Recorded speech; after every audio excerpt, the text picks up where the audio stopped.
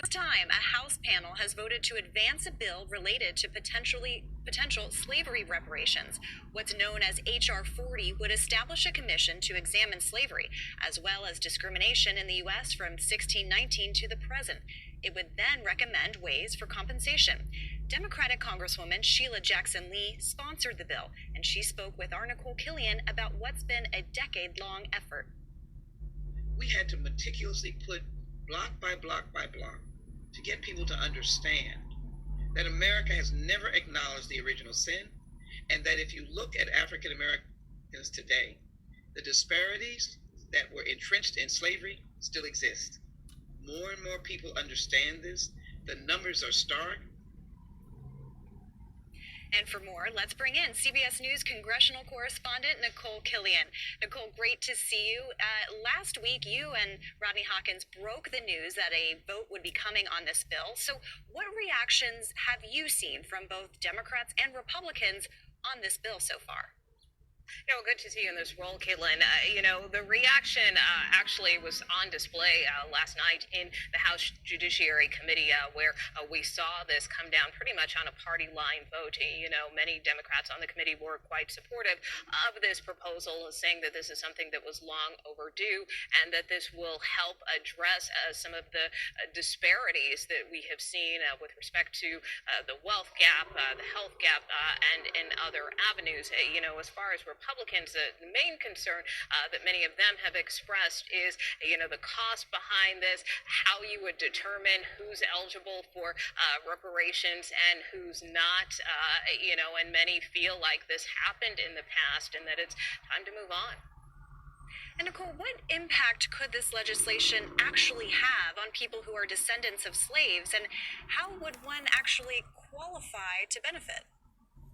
Well, I think it's too premature to drill down on that just yet. Really the intent of this bill is to set up a federal commission that would actually look into all of this and really dive deep into the legacies and the impact of slavery from 1619 to present day. So we're talking some 400 years here, and really looking at the trajectory over that time and to determine what would be the best recourse and redress for slavery. So this commission would examine those types of questions and make recommendations and proposals. Obviously, we've seen most recently in the city of Evanston, Illinois, just to give you a tangible example, that city became the first in the nation to approve a reparations program, and the way they did it was by looking at the issue of housing discrimination and trying to redress past wrongs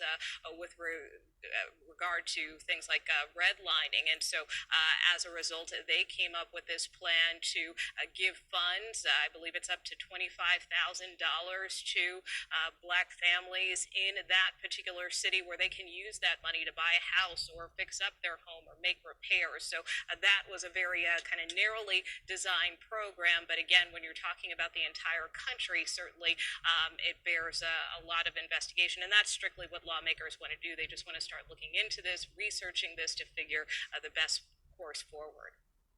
And Nicole, you and I covered this issue while covering the Democratic presidential primary, and it was a big issue on the campaign trail. But what's striking is that this bill was actually originally introduced back in 1989 by the late Congressman John Conyers. So what do you think took so long for it to actually get to this point?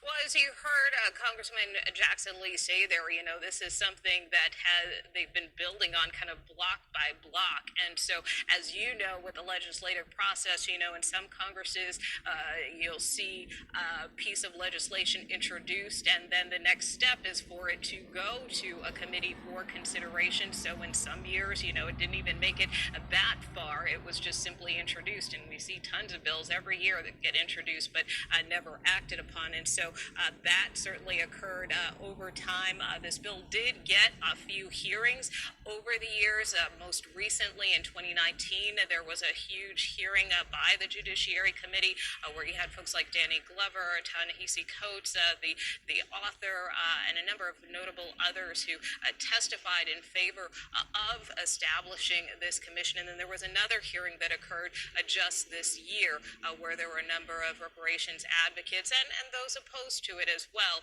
who testified once again before the Judiciary Committee. And so what's significant about it is that this really is the first time that it has advanced out of the committee. So, of course, the next step now is whether it will be considered on the House floor. So there's still quite a ways to go. That's right, Nicole. What will happen next? Can you kind of walk us through the next steps? How likely is this bill to actually get through Congress? Well, Congresswoman Jackson Lee told us her hope is that this could be voted on by the full House as soon as this summer. But when I talked to some Democratic leaders about that, they said, let's see what happens. Let's see if it moves out of committee, and then we'll kind of make a determination. So as of now, there is no firm commitment to advance this to the House floor right away, at least. But certainly that is something that Democratic leaders will be looking at. And even if it does advance in the House, the critical issue would be in the Senate, which, as you know, there are a number of bills that Democrats would like to move forward and act on. But because of that narrow Democratic majority and that 50-50 split, it's been quite challenging to advance bills, whether that's on police reform, whether that's on voting rights, and of course reparations would likely be no different. And of course you have folks like Senate Minority Leader Mitch McConnell, who has been opposed to the idea of reparations. So again, it is quite a tough fight ahead for this bill, but still many advocates see this as a victory that at least it got out of committee, which is just yet another building block that they hope to build upon. Well, Nicole Killian, great reporting on this, and you're covering it all for us on Capitol Hill. So